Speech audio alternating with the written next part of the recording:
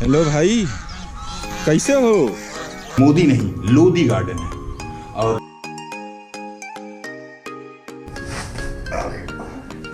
तो भाइयों कैसे हो? बहुत एकांत है, बोलने बालने के लिए काफी काफी सुकून वाला एरिया है। तो welcome back to my channel donkey monkey traveller. Guys, आपका डंकी मंकी चैनल पे स्वागत है। तो आज हम आए हैं दिल्ली के एक और ऐतिहासिक जगह पे। ऐतिहासिक भी कह सकते हैं, ऐतिहासिक और प्राकृतिक आकर्षण का एक तरह से समन्वय या संगम वाली जगह है ये। तो हम आए हैं, बता देते हैं आपको, हम आए हैं लोधी गार्डन। और इस बार ज्यादा इतिहास नहीं बताएंगे, हमको लगता है कि बोर हो जाते हैं, तो फटाफट बताते हैं। देखिए, लोधी गार्डन नाम से समझ में आ रहा है भैया, मोदी नहीं लोधी गार्डन है। और इतिहास जहां तक देखा जाए तो हम पे गुलाम वंश ने शासन किया, गुलाम वंश के बाद खिलजी वंश ने किया, खिलजी वंश के बाद लोधी वंश ने किया, बीच में सैयद वंश भी आया था। तो उसके बाद मुगल आए, उसके बाद अंग्रेज आए, उसके बाद हम आजाद हो गए। तो अभी हम आजाद भारत में हैं। तो अब लोधी गार्डन का यदि अब इतिहास देखा जाए तो यहाँ पे 1444 में सबसे पहले सैयद वंश के दूसरे या तीसरे शासक मोहम्मद शाह ने सबसे पहले उनका मकबरा बना।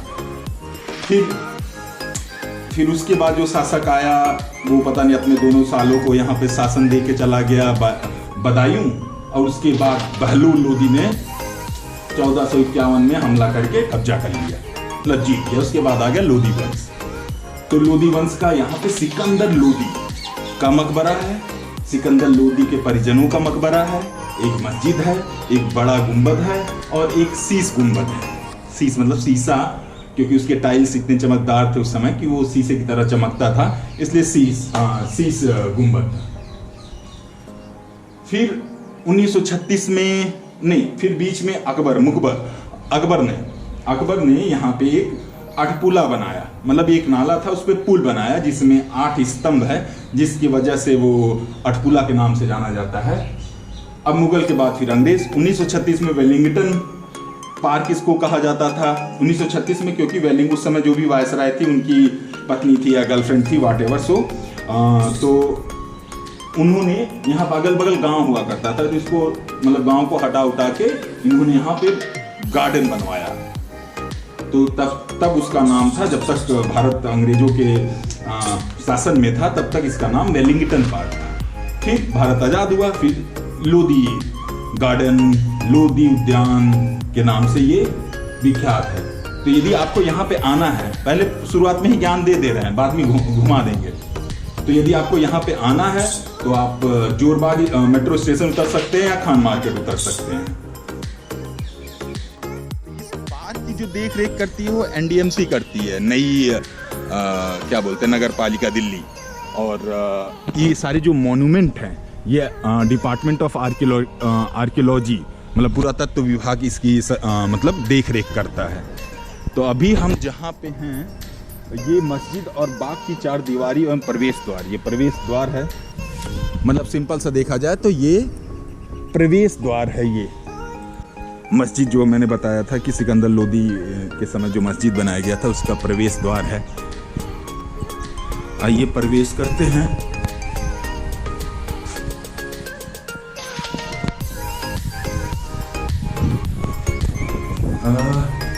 दीवारों को देखने से तो नवीनतम यही लग रहा है। अभी फिलहाल ये कपल्स द्वारा ऑक्युपाइड जगह लग रही है, क्योंकि सारी दीवारें रंगी हुई हैं प्रेमियों प्रेमिकाओं के अपने नाम से। अब बस कहाँ प्रवेश कर गया था, कहाँ गया मैं?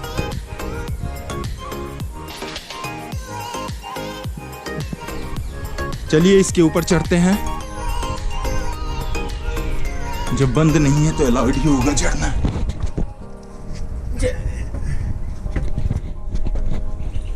पहुंच गए इसके दूसरे मंजिले पे, बगल में पीपल का पेड़ है। वैसे जहां तक मुझे पता है ये पुराना किला और लोधी गार्डन मतलब both are famous for couples, क्योंकि अच्छी खासी प्राइवेसी उनको मिल जाती है। 90 एकड़ में बना हुआ इतना बड़ा पार्क है। अभी जहाँ पे है सोच लीजिए कोई नहीं आ रहा है।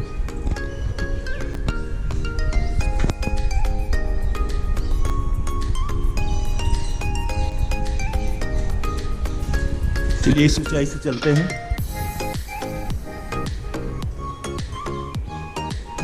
इधर से हम ऊपर चढ़े थे, अब इधर से नीचे चलते हैं।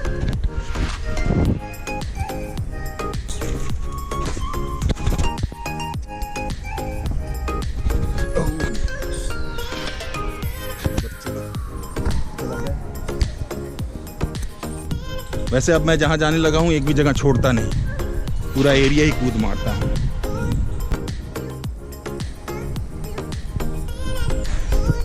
ये भी प्रवेश द्वार का ही एक पार्ट है।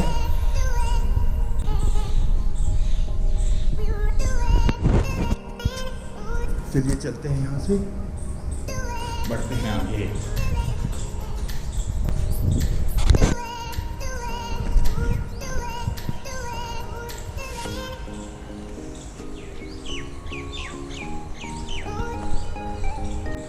और पहलवान का हाल चाल? जॉगिंग ट्रैक बना हुआ है, सुबह ये टहलिए, मतलब अच्छे खासे लोग टहलने वलने आते हैं, क्योंकि अगल बगल काफ़ी पॉश दिल्ली का कॉलोनीज हैं।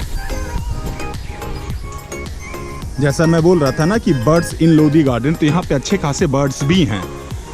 देखिए, एक कौवा को हम पहचान रहे हैं, मोर को पहचान रहे हैं, बया चिड़िया को जानते हैं, ये हाउस स्विफ्ट को नहीं जानते भैया, इंग्लिश में है कोई पक्षी, ब्लैक रम्ड फ्लैमबैक नहीं जानते। बट यहाँ पे है कि अच्छे खासे मतलब आप चिड़िया देखने के शौकीन हैं तो यहाँ पे अच्छे खासे चिड़ियों का मतलब आना जाना है। और इस पार्क में अच्छे खासे चिड़िया हैं, यानी इस हिसाब से यदि मैं इन 6 ये उल्लू महाराज को पहचानता हूँ मैं, और इसमें से किसी को नहीं पहचानता मैं।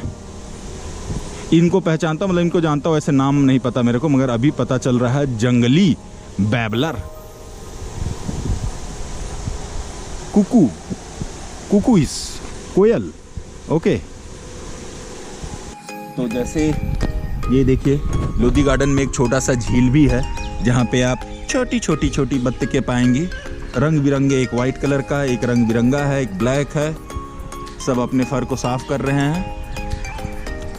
तो ये डक हाउस है, लिखा हुआ ना डक हाउस। तो लोधी गार्डन में आप दोनों का समन्वय पाएंगे, एक प्राकृतिक आकर्षण का और दूसरा इतिहास का। और ये बत्तखें नजर आई, हेलो,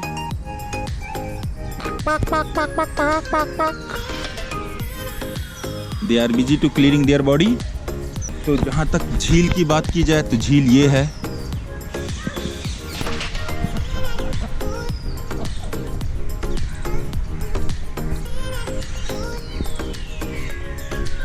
डक हाउस, अंदर आना सख्त मना है।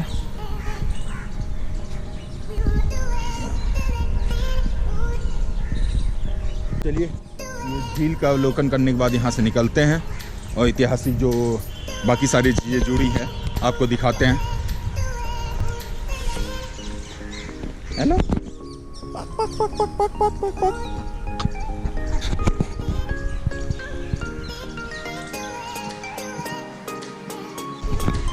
ये फाउंटेन भी है, फाउंटेन भी चलता है, फिलहाल अभी नहीं चल रहा है।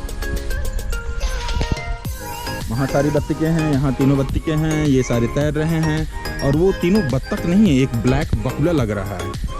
वो जो तीनों पांचों दिखाई दे रहे हैं, ब्लैक वाला जो अभी पंख फड़फड़ा रहा है, दे आर नॉट डक, मतलब ब्लैक बकुला जैसा लग रहे हैं। और कौवे तो है ही हैं, मतलब आपको कौवे दिख जाएंगे। ये मतलब पक्षी का नाम अलग ही होगा, बट मेरे को काला बकुला लग रहा है। और ये सारी बत्तखें हैं, गिलहरी, कौवा काय काय करता हुआ। चलिए प्रकृति के आनंद से निकलते हुए, ये रास्ते के बीच से बबूल, ये झुकना होगा। ओह माय गॉड,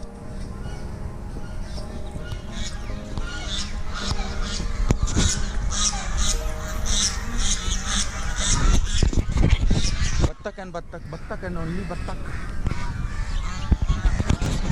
हेलो भाई, कैसे हो?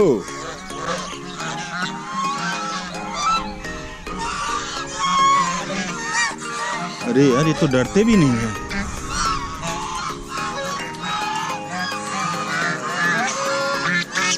आई think they are asking for food.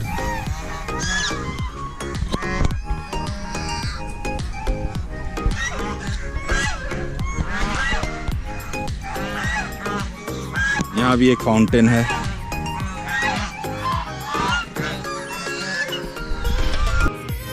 इसको हम लोग मैना बोला करते थे। अब ओरिजिनल नाम क्या है, बट इसे हम मैना ही कहते थे बचपन में। यहाँ पे हैं मैना। ये देखिए, चील भी दिखाई दे दिया। चील, कौवा। चलो, कम से कम उनको एक प्राकृतिक वातावरण तो मिल रहा है। तो भाइयों एंड बहनों और दोस्तों, प्लीज़ जाने से पहले सब्सक्राइब कर लीजिए। और ये सब हम नेक्स्ट एपिसोड में सारे जो ऐतिहासिक मॉन्यूमेंट है उसको देखेंगे। Thank you very much, keep watching.